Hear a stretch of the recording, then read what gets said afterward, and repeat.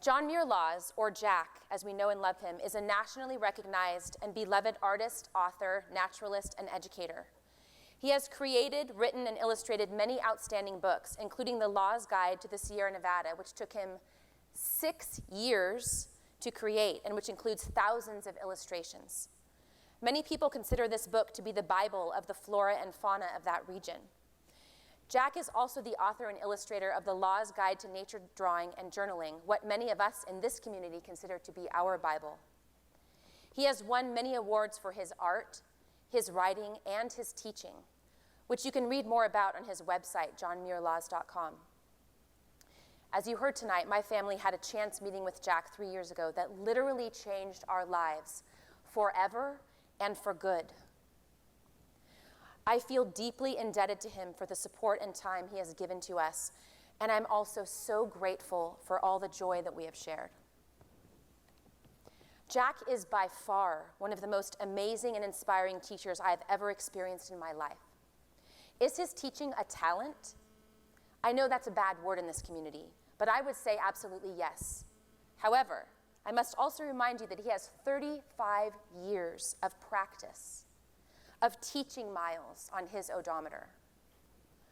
When you learn from Jack, you are in the hands of a master teacher.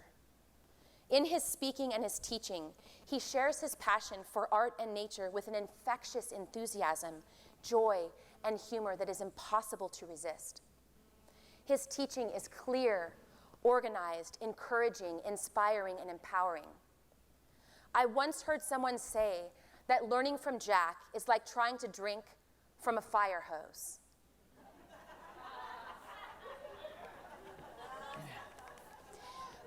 Speaking of drinking, there is so much information, wisdom, wit, passion, and joy coming at you so fast that it can be difficult to take it all in. No wonder Jack has thousands of ardent students and fans all around the world. In addition to his incredible skills as a teacher, he is also one of the most generous human beings I have ever met. When he could easily be charging hefty fees for the hundreds of free hours of video tutorials he offers online, he instead gives it all away for free. He teaches 7 free workshops and free nature journaling field trips every month all around the Bay Area, and he gives away countless books, art supplies, non-photo blue pencils, hours of his time, and literally the shirt off of his own back. I'm a witness, and there are a few others in this room who have seen it too. Well,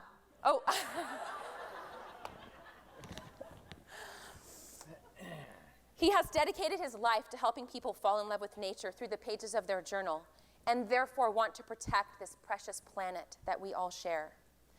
Never before in the history of the world has this work been more important. That is why I partnered with Jack to create this conference. I want to help amplify his message and his mission in every way I can, because we need the lessons he teaches. We all need to connect with nature. On behalf of this community, here and around the world, I want to thank you for your tireless dedication to sharing your knowledge, skills, and passion with us. Your work matters. Your work is changing people's lives and thereby changing the world. Thank you.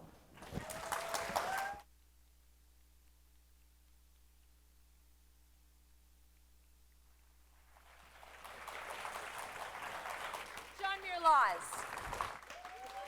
Beth Galogly.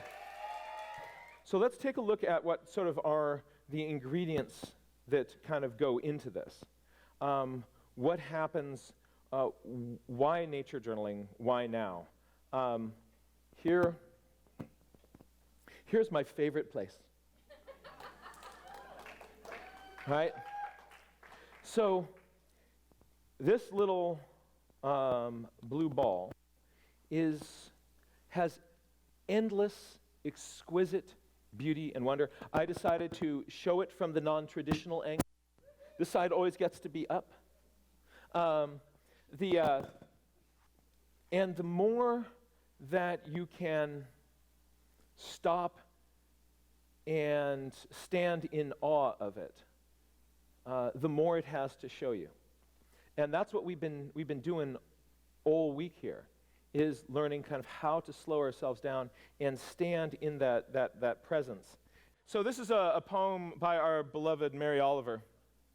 And it's about, I think of sort of the infinite beauty of the world is just waiting. It's waiting for us just beyond the point where we usually stop paying attention. And the journal for me is a medium to pierce that veil. And that experience, I think, is beautifully described in this poem by Mary Oliver called Bear. She writes, "It's not my track. I say, seeing the ball of the foot and the hole and the wide heel and the naily untrimmed toes, and I say again for emphasis to no one but myself, since no one else is with me, this is not my track." And this is an extremely large foot. I wonder how large a body must be to make such track. Curiosity. And I am beginning to make bad jokes. I have read probably 100 narratives where someone saw just what I'm seeing. Various things happen next. Fairly long list. I won't go into it. But none of them told what happened next. I mean, before whatever happens. How the distances light up. How the clouds are the most lovely shapes that you have ever seen. How the wildflowers at your feet begin distilling a fragrance different and sweeter than any you have ever stood on before. How every leaf on the whole mountain is a flutter.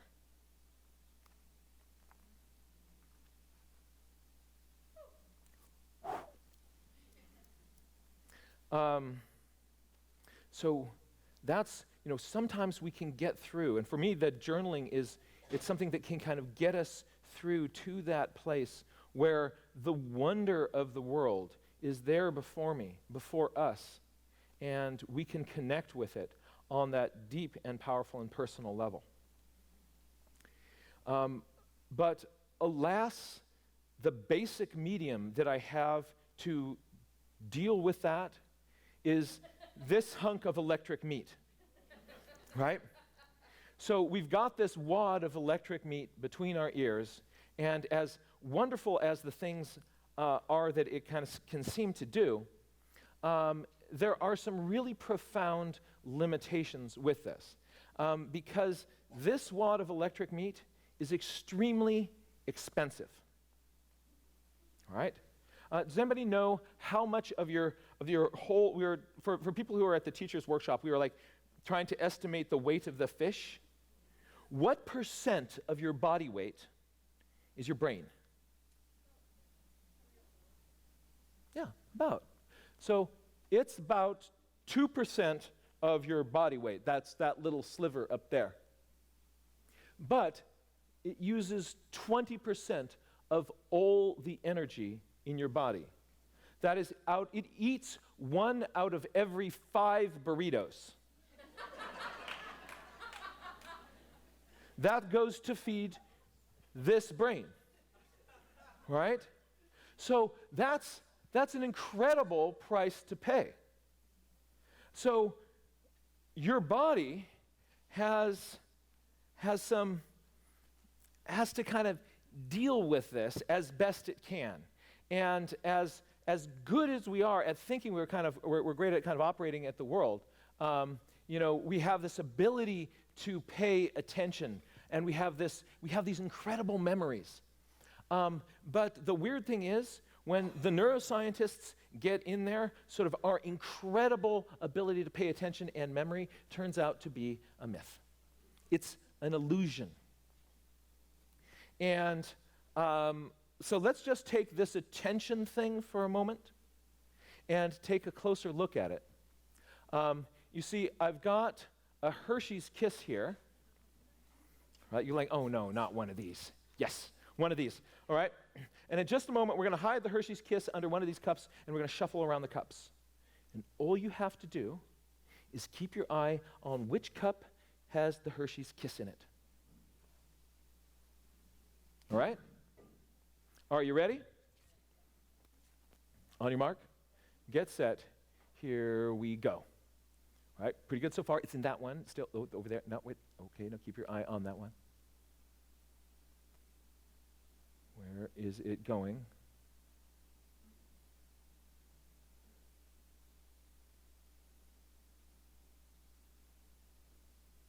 Uh-huh.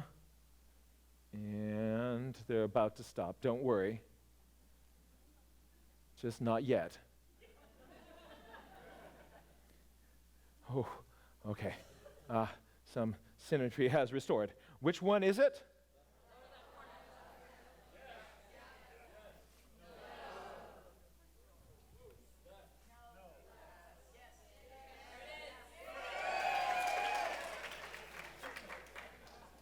Okay.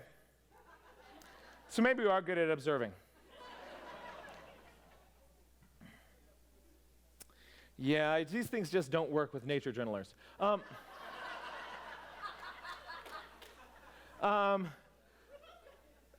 did anybody notice anything odd? What? The duck. How many people saw the duck? The duck? All right, the duck. Yes, the duck. Anything else odd? The blue cups turn to green. Very nice. Very, very nice. Anything else? The fifth hand. That's right. The fifth hand. Very, very good. So I'm actually very, very impressed by you all. Maybe I shouldn't be surprised. Because you've been exhibiting really incredible attention. But I'm going to now up the ante a little bit, because maybe this is just too easy for you. All right? You see, we think that we're really good at observing things, but the general public, who are not nature journalers, all right? But we're going to work on that, right? We're going to work on that together? All right? Very dramatic things can change in front of them, and they don't notice. And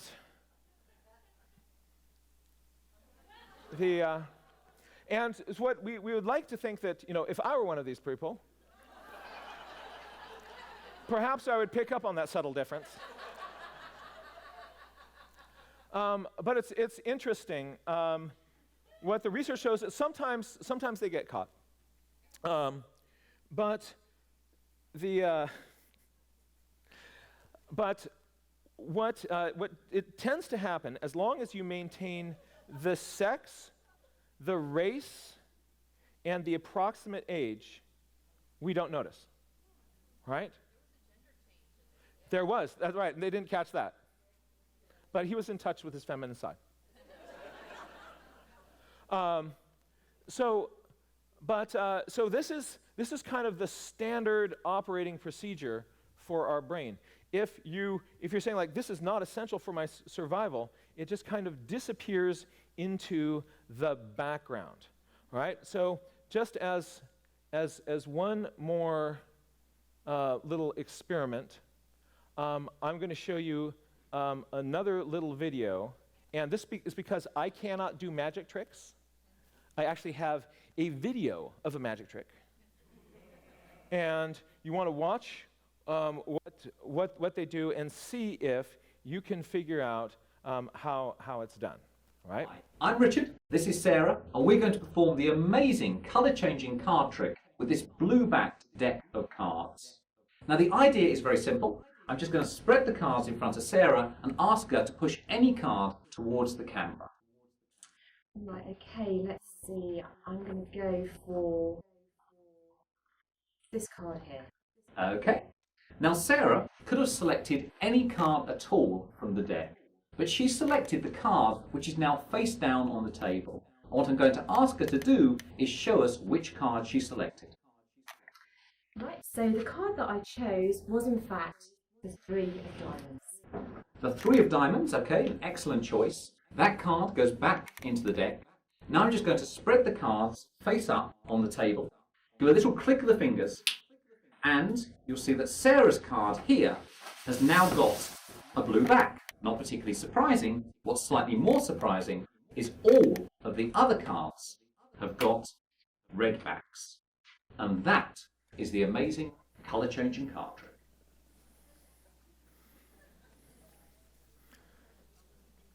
Do you want to see how it was done? Okay. We're just going to take a look at that from a slightly different angle, okay? Hi, I'm Richard, this is Sarah, and we're going to perform the amazing colour-changing card trick with this blue-backed deck of cards. Now the idea is very simple. I'm just going to spread the cards in front of Sarah and ask her to push any card towards the camera. Right, okay, let's see. I'm going to go for this card here. Okay. Now Sarah could have selected any card at all from the deck, but she selected the card which is now face down on the table. And what I'm going to ask her to do is show us which card she selected. Right, so the card that I chose was in fact the 3 of diamonds. The 3 of diamonds, okay, an excellent choice. That card goes back into the deck. Now I'm just going to spread the cards face up on the table. Do a little click of the fingers, and you'll see that Sarah's card here has now got a blue back. Not particularly surprising. What's slightly more surprising is all of the other cards have got red backs. And that is the amazing colour-changing card trick. How many people saw the gorilla?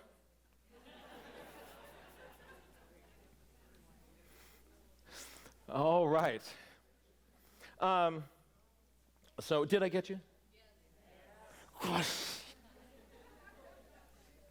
All right.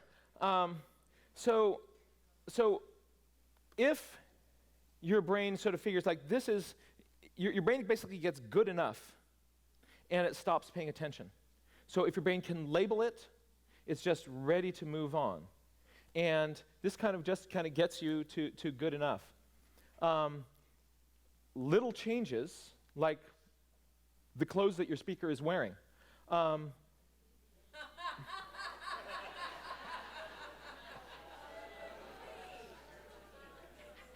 are easily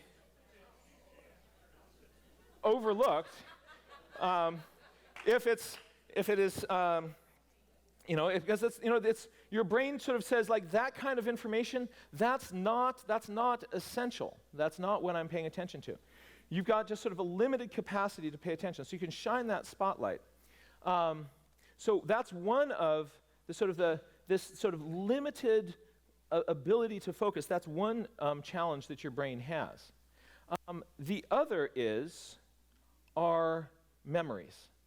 All right, so we're filtering stuff that's getting in, and the stuff that gets in, we think to ourselves, okay, once in, I've got this, right?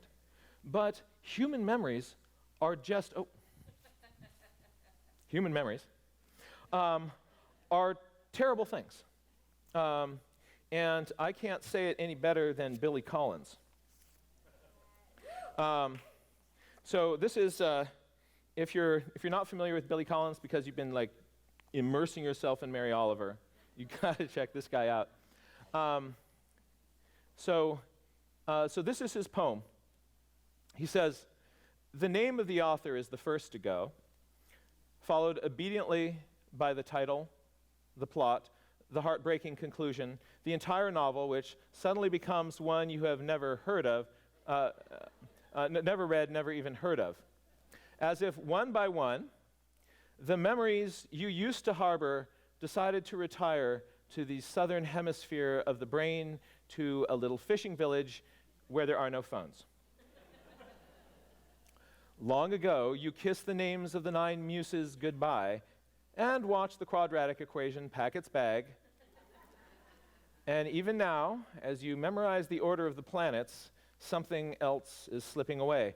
a state flower perhaps, the address of an uncle, the capital of Paraguay.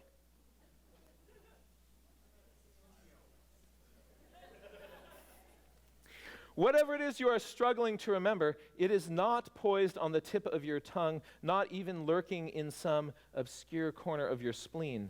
It is floated away down a dark mythological river whose name begins with an L as far as you can recall.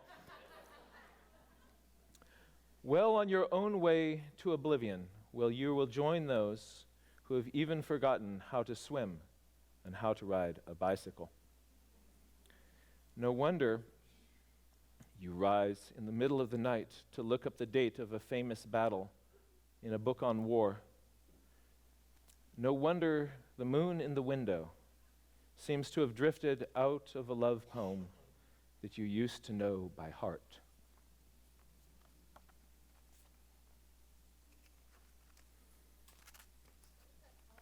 Forgetfulness by Billy Collins, I think.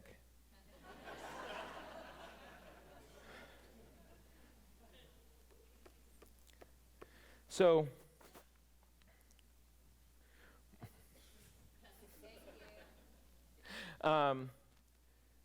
we think that we have all these vivid memories, and turns out that when we look back to our childhoods, at these events that we can recall incredibly precisely, most of these are mostly constructed by our imaginations, perhaps guided by some events that might have happened. But our memories can take stories that we've heard, other events that we've experienced, splice those things together, mix them up, change locations, change characters. Every time you remember something, you get a vivid image of it. And what happens is your brain pulls up some stuff, and there are all these holes in the quilt. So it patches those and serves it up to you, but you can't tell the patches from the quilt. And the next time you remember that same thing, a new set comes up, but now there are new holes, so you put new patches on this old patched thing. So it turns out the memories you recall the most are the ones you patch the most, the ones you transform the most. But still, it has the feeling of being absolutely vivid. Right? So if only there were, I don't know, some way to have an anchor for those memories.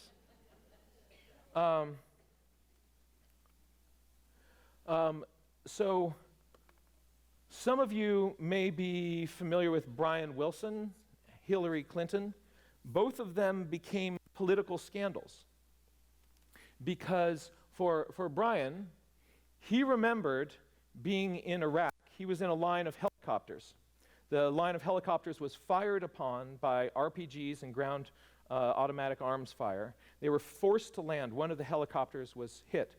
And over the years of him telling the story, over time it changed. Until he remembered being in the helicopter that was hit by the RPG. It went through part of one of the rotors. He was actually in the one that was behind that one. All right? If you don't like Brian Williams, it is clearly a case of a newscaster lying. All right? But it turns out that most of us make these sorts of mistakes all the time. We just don't have video documentaries of these events to kind of follow that up. Hillary Clinton recalled landing in Bosnia under sniper fire and scurrying for cover. And later on, pictures of her landing emerged where she walks slowly across the tarmac, is greeted by children, she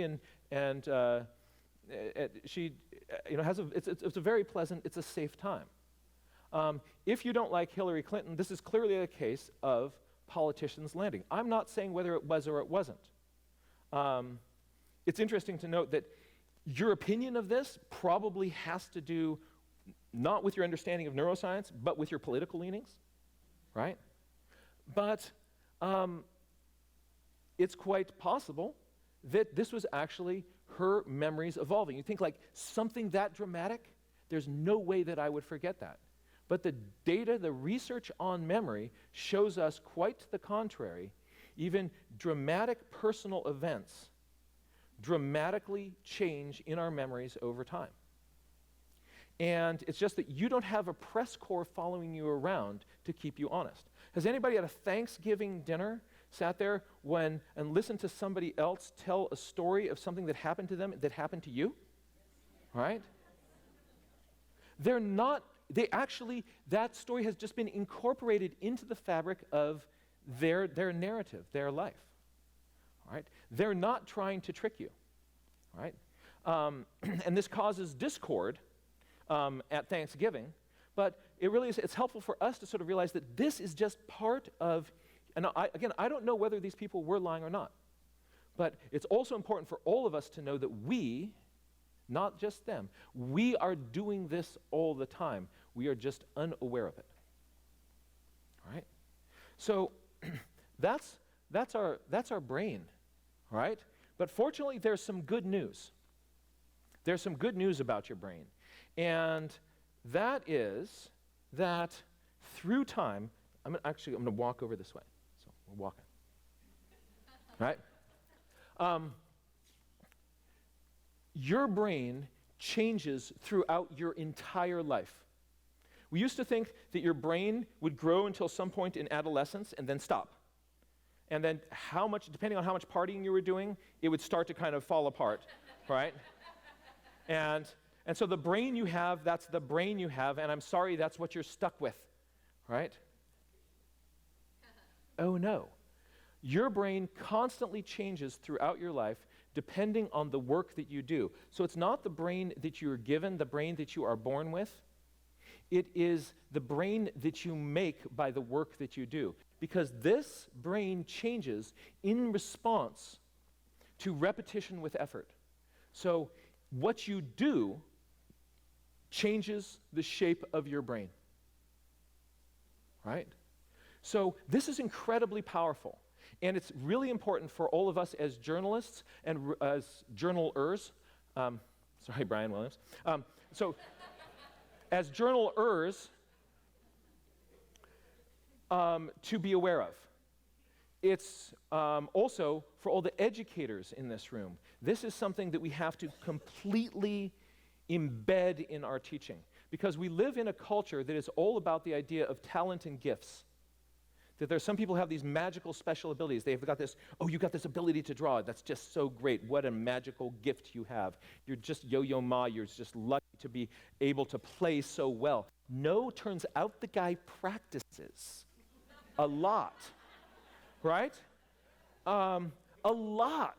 So if you are responsible for the shape of your brain, and it will respond to that which you do.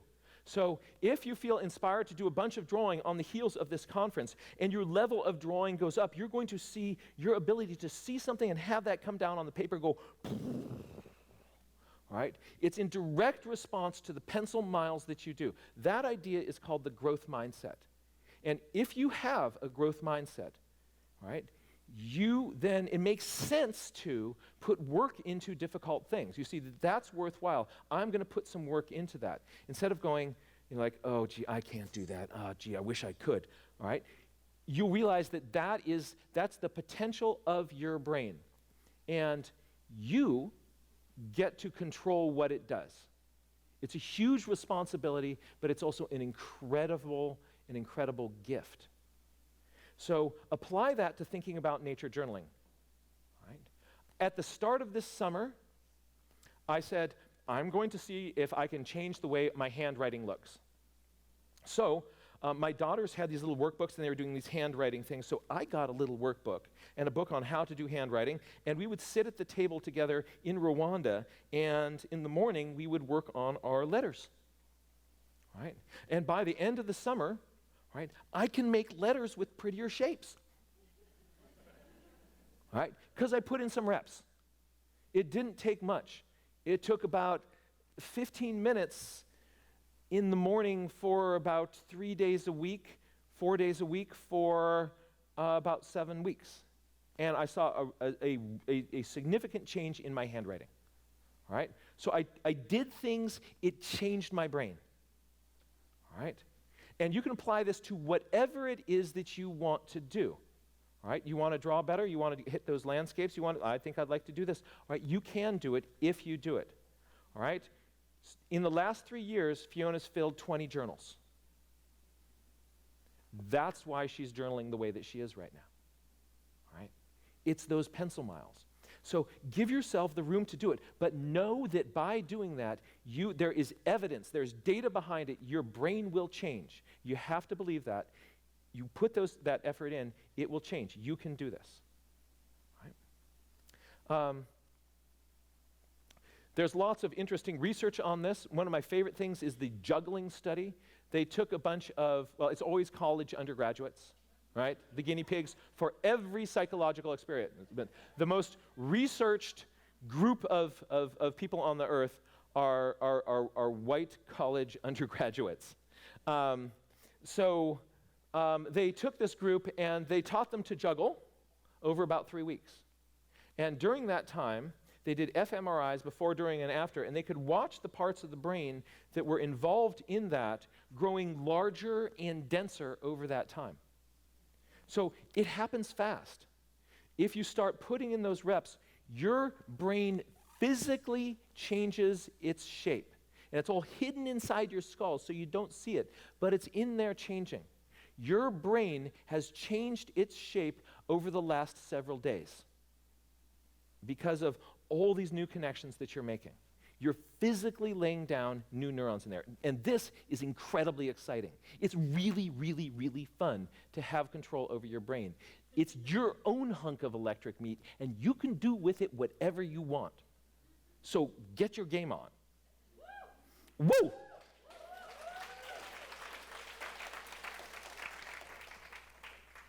right. And then there's where the journal comes in. All right? Because the journal is a trampoline for your brain's creativity and observations.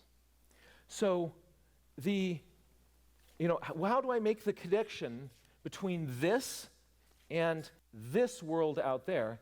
It's through the journal.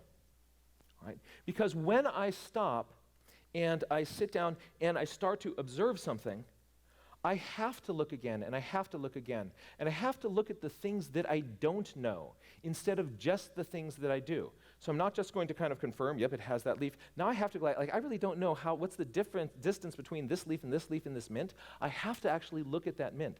So it's going to force you not to just kind of label this thing, I know what's going on here, right? It is a white female college student handing me a folder, all right? I can't just rely on that label. I have to look again and look again and look again at the secrets of this mint plant because I'm trying to get those down on paper. And it's going to record each thing that I have independently observed. So it gets you sort of cycling back out into reality in ways that we normally don't. If you just go click with your camera, no matter how many megapixels you're using, it's not going to do the same thing. So, very powerful for observation. Also, this is an anchor for your memory. If you've ever traveled somewhere and just made a little tiny sketch of some abbey on that hill, that moment is yours forever. And you know how you can look back on a journal page and you can remember, here's what I have recorded, but you can remember who you were with at the time, and how the sun felt on your back, and what you were eating, and what happened then. All these moments around this journaling moment. Here's this moment in your life. You have picked this out from all the others to save and to hang on to. All right? The journal will do that for you. So it is the answer to our memory problem. It is the anchor for all those. And as your memories change, when we come back to the page, it gently kind of guides us back to the reality of our experience. So both for your attention and your memory, this is absolute gold. And it's also a wonderful place for you to teach yourself or your children or your students about the idea of growth mindset, because you can look at how high is your stack of journals. And you can go to the one on the bottom and pull it out. And you can look at, like, where was I a year ago? And where am I now? And how many pages are there between here and there? The more pages, the bigger the difference. So start filling up those pages. Right? This pulls us into those moments of deep connection with the natural world.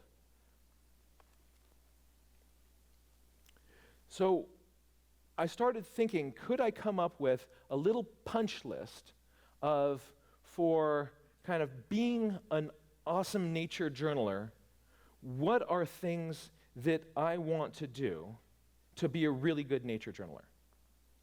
And I went through several versions of different lists, and I'm going to show one of them to you tonight. And I'm not going to do that slow reveal thing where, because I hate that. It's like you actually can absorb all this at once. But some of these I do want to kind of just articulate exactly what I mean. Sorry. This is just a couple of articles. These are about note-taking. And what we find is that when you are taking notes about something, it radically improves your memory of things. That's what the research shows. You're not surprised.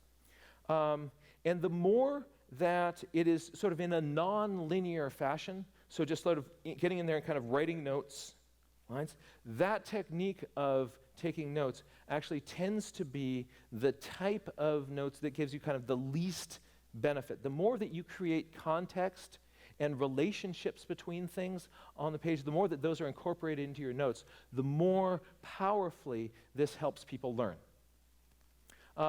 And drawings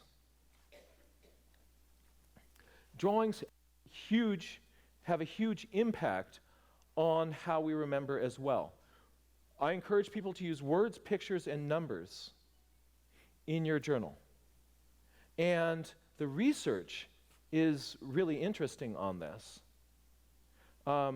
So they did several different experiments looking at the differences between just making written notes and how much a person can recall, pictures, and just random doodles.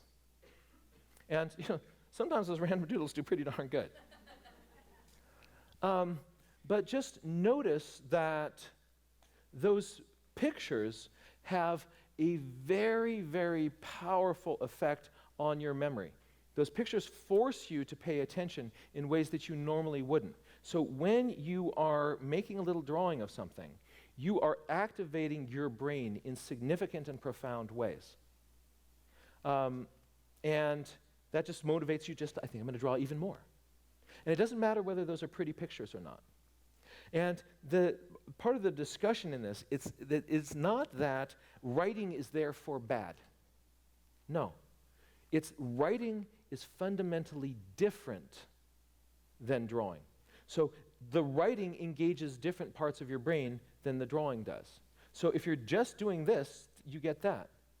But it's additive if you're drawing and writing together. So that's why we want to, in our journals, try to use as many different modes. And it's not about whether or not the picture is pretty or not. This process helps you stand in the presence of awe and wonder, again, to pierce that veil. And it doesn't matter if it looks good on the paper or not. This isn't about making a piece to show to somebody else. This is most importantly for you. If you feel comfortable sharing your journal with other people, that's great. If you don't, that's great. But I do encourage you to try to find ways to share this art with other people. So here's my list. And a few of these I just want to unpack a little bit. It all starts with attention. And Mary Oliver, all right, says, let me keep my mind on what matters, which is my work, which is mostly standing still and learning how to pay attention. That is the core of our practice. Fiona schooled us on being curious. And the more curious you are, the better your learning happens. So that dopamine wash that she talked about, it improves your ability to learn and to remember things. So when you get curious about something, your memories of the observations and things that you're making is much better, and not just about those things that you're initially curious about, but around this whole constellation of other observations that are kind of happening at the same time. The next one is to be kind. And in thinking about this, I'm going to suggest that this is kindness to yourselves as well as kindness to others. So when I'm saying be kind, that's why our inner critic is really not welcome here.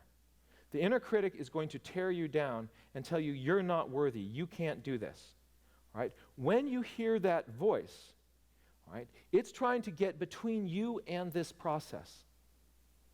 Right? When that happens, remind the voice that it's not about the pretty picture. It's all about the experience of getting closer to nature. Right? And also, we can offer that same kindness to other people, to share with other people our enthusiasm, our encouragement to bring them along. Today at happy hour, I saw Claire Walker Leslie and this group of people sketching around the shorebird exhibit. And at one point, there were several notebooks being passed around. And I saw Amaya, stopping and commenting and giving feedback to, is that your sister?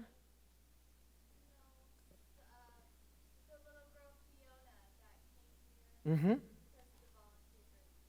So, was there with Fiona, not that Fiona, the other Fiona, right? It gets confusing, different Fiona. And what I saw is you were like right there, you were supporting her, you looked through every page, you commented, you supported, she left that experience bigger and ready to move forward. We can encourage each other in that same way. That's kindness. And if we approach our nature journaling that way, not sort of, selfishly, this is mine, but with that generosity of heart and spirit, right, this movement's going to grow. The next one, be brave. I'm going to ask you to be brave, be vulnerable, to take risks. If you stay where it's safe, you are not in the sweet spot for neural development. You want your brain to grow, so here's where you want to be. If you're in where it's all comfortable and this is easy, your brain isn't challenged and there's no signal for it to grow. So if you get doing something that is so hard you get freaked out, that's not good either. You're like flooded with cortisol and it's no fun. But what you want to do is just sort of step outside of your comfort zone just a little bit and just sort of surf the edge of that kind of discomfort. So you're putting one foot out into that scary place and trying it, and not just sort of like, I can draw ducks, I'm going to draw my duck, right? And take those risks. You do that, your brain's going to go, whoa, stop, okay, you're doing this, all right, pal, I'm going to have to make some new neurons, all right? That's the sweet spot. So be brave, extend yourself, be vulnerable, and you will grow. The next one is huge. All right? Raise your hand if you every once in a while hit these dry spots where just no journaling is happening. Right? Really? Yep. I've got my hand up too. Right? So it happens. It happens. The more consistent we are, the better. But what's going to happen is that every once in a while just for one reason or another, life gets in the way. It gets out of your routine. We are creatures of habit. When it's our habit to be doing it regularly, we do it regularly. And then you get out of that, like exercising the same way. If you went running yesterday, it's easy to go running today, right? But you forget it for a week, it's painful to get out the door. Journaling's exactly the same way. So when it's in your routine, you're just doing it everywhere and all the time. And what you'll find is there will be times where it just stops. This doesn't mean you're a bad journaler. That's okay. Give yourself permission just to start again, and then start again, and then start again. And it's okay. So there will be kind of ruts that you get in, and when that happens, that doesn't mean that this isn't for you and you got to give up. That means you're a human being, and it's okay. So when that happens, just give yourself permission. Don't beat yourself up. Just be kind and say all right, but let's just pick this up again, because this is something that I really want in my game, in my life.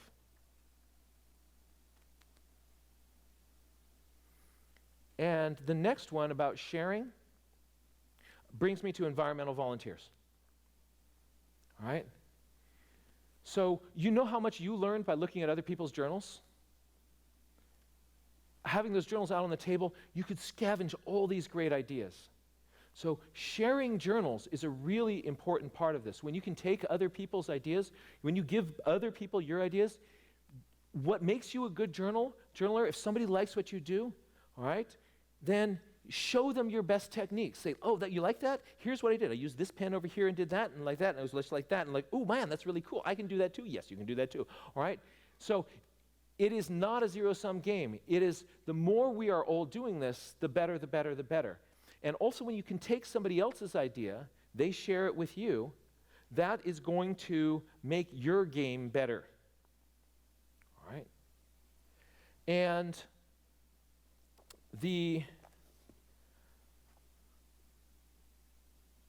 on a larger context, if you are able to share your time and share this skill with others, teaching, or starting a nature journal club in your area. Again, for people who didn't hear the other day, some uppity journalers have decided to start the Monterey Bay chapter of the Nature Journal Club. All right. This Nature Journal Club is going to be, its home is going to be in the Pacific Grove Museum of Natural History. So they're going to be giving space, and there's going to be awesome classes, and we're going to organize field trips, and it's going to be a chance to build community and keep this energy growing so Monterey can just be a hub of nature journaling awesomeness. Right. Now, what about your community? What about where you come from? Can you start a nature journal club in your area? You don't need to be an artist. You don't need to be a naturalist. All you need to do is have some organizational chops and a lot of chutzpah, saying like I can't do this. Yes, you can, right? And if you build it, they will come. This larger community can help you advertise it. We can use the Nature Journal Club Facebook group to help you find people in your area. And once you kind of get a little core going, it grows and it grows. And the experience that you had here, the fellowship that you had here, can be throughout the community where you live. Right? And that's huge. So let's go down to make friends. So a big part of what's happening here is our community. The more that we do this with other people, the more fun it is. Wasn't it fun to do this nature journaling with a crew? Yeah, it is so much fun. This gets so much better when you're not doing it by yourself. So with your family, great, but sort of building out this larger community, sharing it, making friends, making your own nature journal club, that's where this stuff, where you are going to grow much more quickly. And the same is true for everybody in your own, in your posse. The next one is to go play outside. Why should you do that? Let's ask Wendell Berry.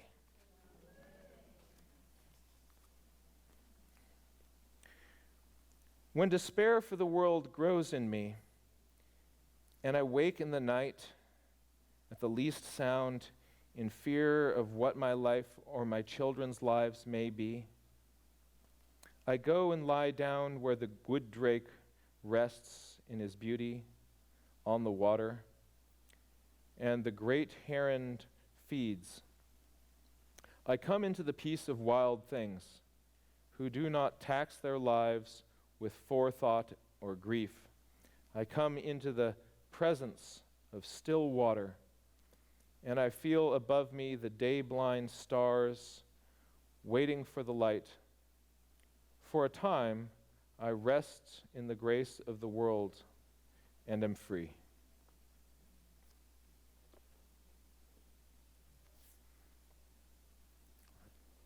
So this contact with nature, it makes us, we need it to be healthy people. We need it to be strong people. And that's a core part of nature journaling, that whole nature part. And nature doesn't need to be that you have to go to a national park. You can find nature in the vacant lot between, or the weeds growing between the blocks of the sidewalk where you live.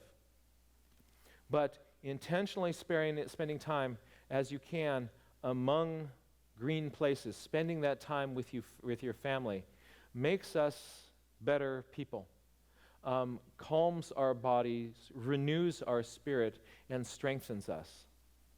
And that gives us the strength and the passion and the resolve to do the last thing on this list, which is also our duty and our privilege to be able to do.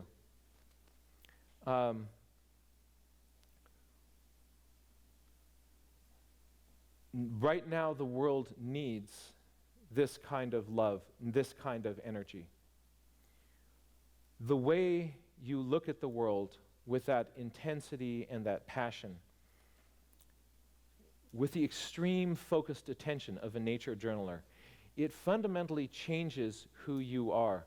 When you sit there in the sand and you are drawing the body of a dead Muir, a bond is formed between you and the carcass of this ex-animal.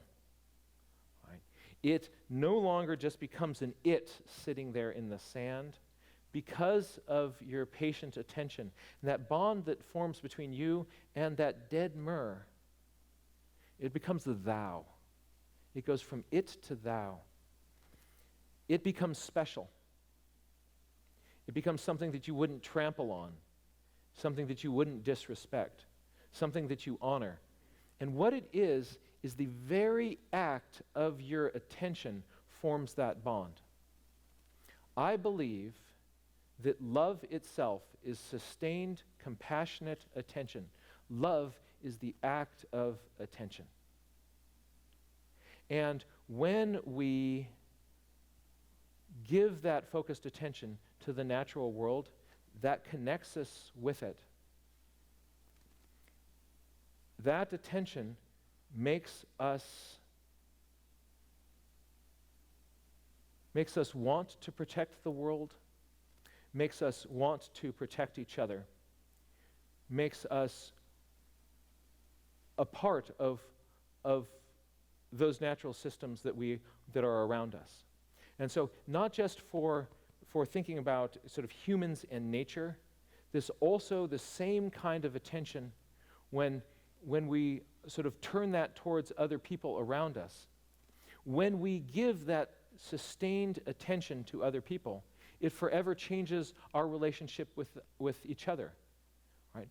That's why my relationship with Fiona has grown and flourished. It is because of the attention that we both have given each other. Say, I see you. Right? And when you have that relationship with another or with a part of the natural world, nothing is ever the same.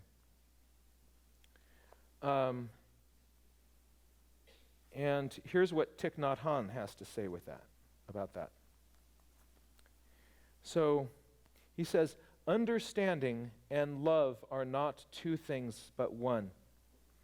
Suppose your son wakes up one morning and sees that it is already quite late. He decides to wake up his younger sister to give her enough time to eat breakfast before going to school.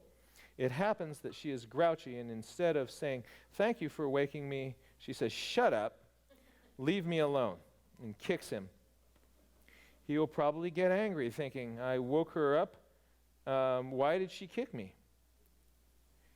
He may want to go to the kitchen and tell you about it, or even kick her back.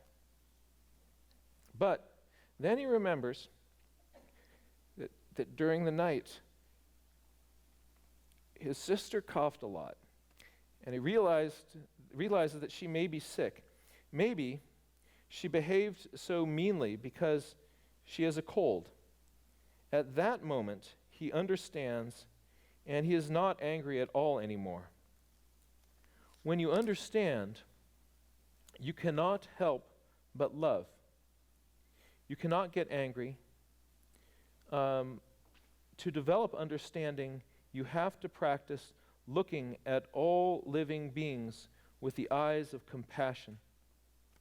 When you understand, you cannot help but love.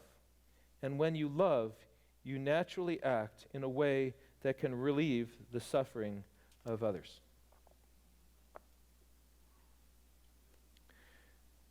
So what I'd like us to kind of go away with tonight is the idea that this act of nature journaling, this act of attention, is a love poem to the world, and is our connection with the world around us.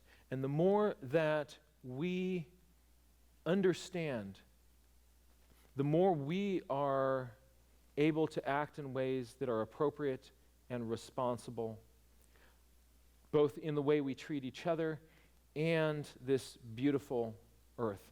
As far as we know, perhaps the only place so far that we have found the amazing possibility of life in the whole universe. Others may be out there. We haven't found them yet. We don't know. So perhaps it's a deep responsibility to care for this. So consider your own nature journaling, perhaps a doorway for yourself to becoming a steward of nature around you and of your community.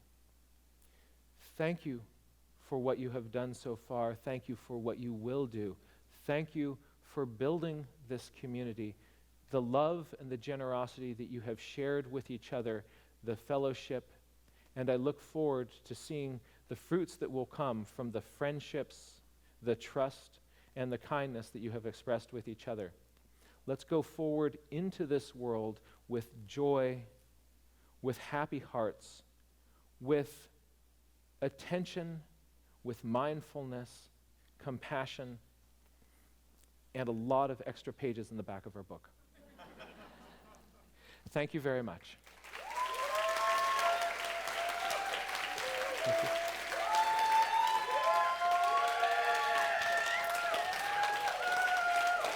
Thank you.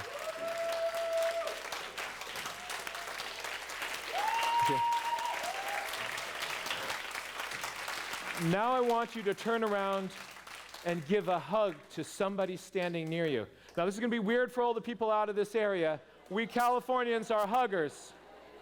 All right? Let's hug somebody standing near you.